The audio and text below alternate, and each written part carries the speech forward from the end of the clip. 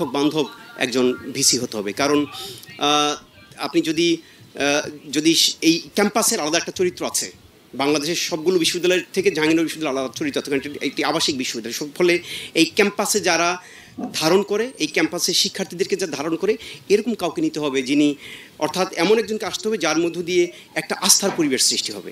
এই সন্তানের লাশ শনাক্ত করতে ভয় পায়, আমি তাকে পিতা সন্তানের লাশ শনাক্ত করতে ভয় পায়, আমি তাকে ঘৃণা করি। যে ভাই এখনো স্বাভাবিক নির্লজ্জ হয়ে আছে, আমি তাকে ঘৃণা করি।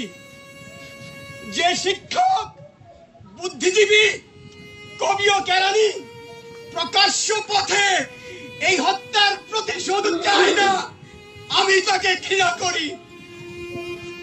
এই মৃত্যু পতাকা আমার দেশ না, এই জল্লাদের উল্লাস মঞ্চ আমার দেশ না, এই বিস্তীর্ণ শ্মশান আমার দেশ না, এই রক্ত স্নাত কসাইখানা আমার দেশ না। কারফিউ চলাকালীন সময়ে এত শিক্ষার্থীদেরকে গুম করা হয়েছে, পুলিশ ধরে নিয়ে গেছে।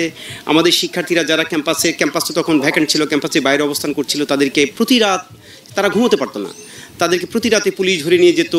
বিভিন্ন আপনার ইন্টেলিজেন্স ব্রাঞ্চের লোক তারা সিভিল ড্রেসে এসে ধরে নিয়ে যেত, গুম হয়ে যাচ্ছিল। সেই অবস্থায় 29 তারিখে কিন্তু আপনি যে বক্তব্যটির কথা বলেছেন, সেদিন আসলে আমি এতটা বিপন্ন বোধ করছিলাম।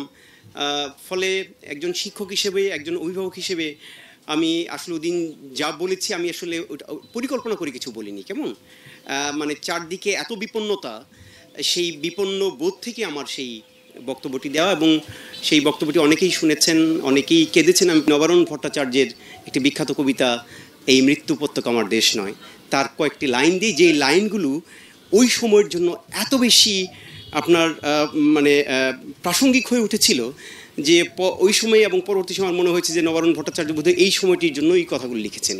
সেটা আপনার জানেন শুরু হয়েছে এইভাবে, যে পিতা তার সন্তানের লাশ শনাক্ত করতে ভয় পায়, আমি তাকে ঘৃণা করি। যে ভাই এখনও নির্লজ্জ স্বাভাবিক হয়ে আছে, আমি তাকে ঘৃণা করি।